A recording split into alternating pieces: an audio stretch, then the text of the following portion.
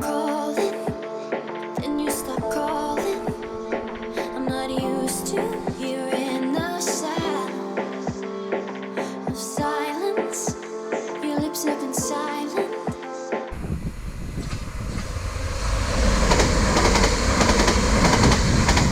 You get filled with doubt.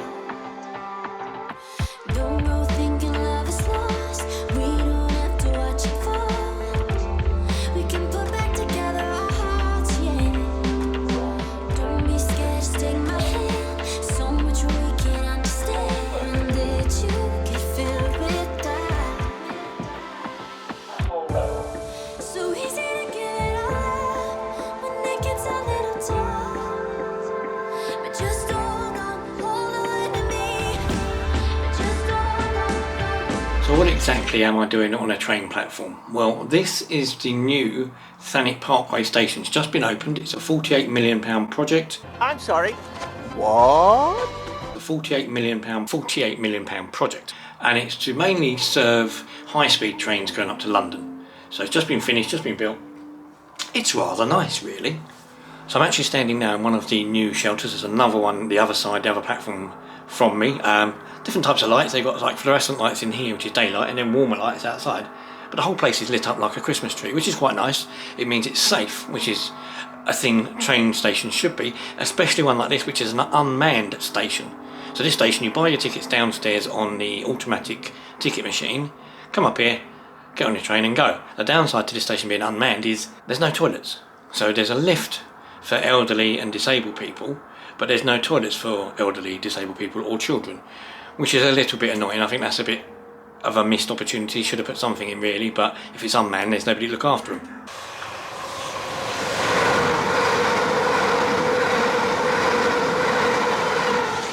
But it's all in good cause because it's cutting down the waiting times to London. If you catch a train here, it's about an hour and a half to London. You're not having to stop at those other stations, so that's a good idea.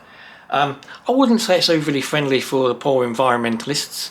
I mean, you look at the amount of lights that are up around me now, all over the place. This is on all night long.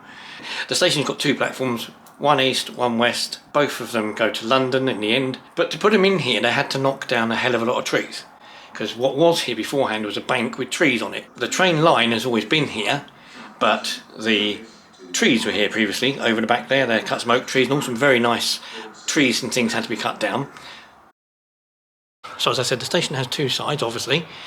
This side, you can see behind me, there's some houses over there. Those houses are new houses, which is part of the reason why this place has been built. There's new houses over there, and over the other side of the road that goes between the dual carriageway that goes under the tunnel, there's also some other new houses being built up there. So there's a lot of new houses being built locally, which makes sense to have this station here, as well as the large car park for people who want to travel to this to get to London quicker.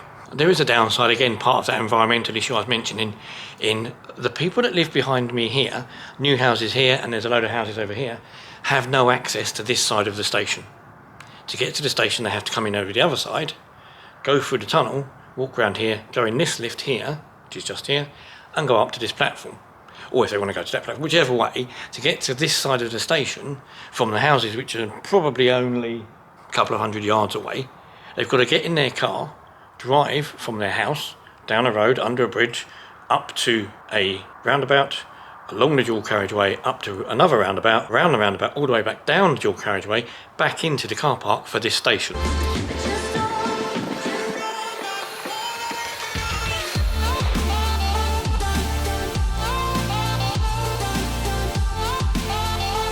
So environmentally, you've got to drive probably about 1.5 miles to 2 miles, maybe 2 mile drive, from there to get to here to go on the train. There's nowhere you can walk footpath wise. So you can't walk from your house to here. You've got to drive, because you're not going to walk 2 miles up round there and down there. So it does seem a bit weird. And as I said, what with all the trees being knocked down, the fields being all messed up and everything else, and the noise and the light pollution, £48 million worth of pollutant has been created, as well as a high-speed link to London.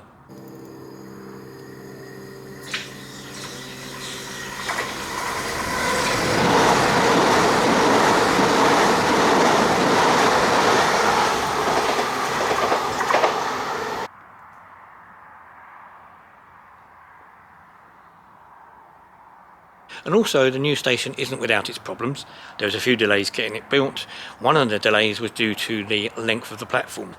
This, you can see, is very long. It goes all out there. Trains with 6 coaches, a high-speed train, stop on it fine.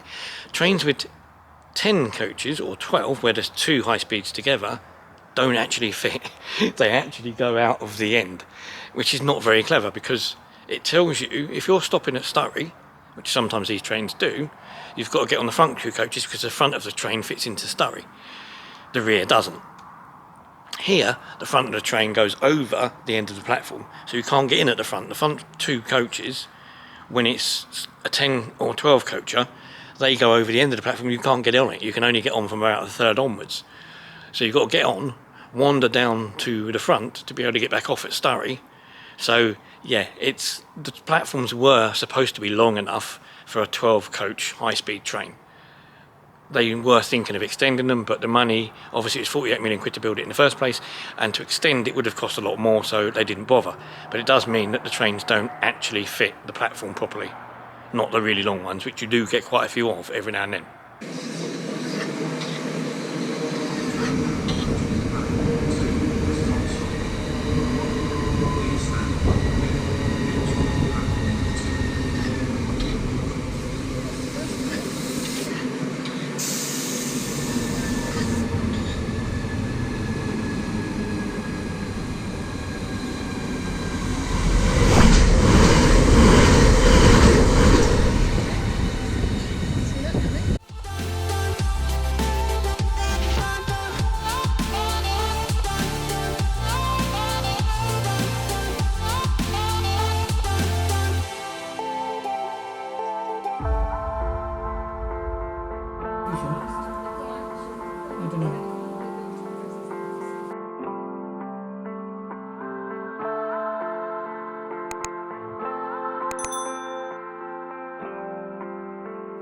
But just hold on.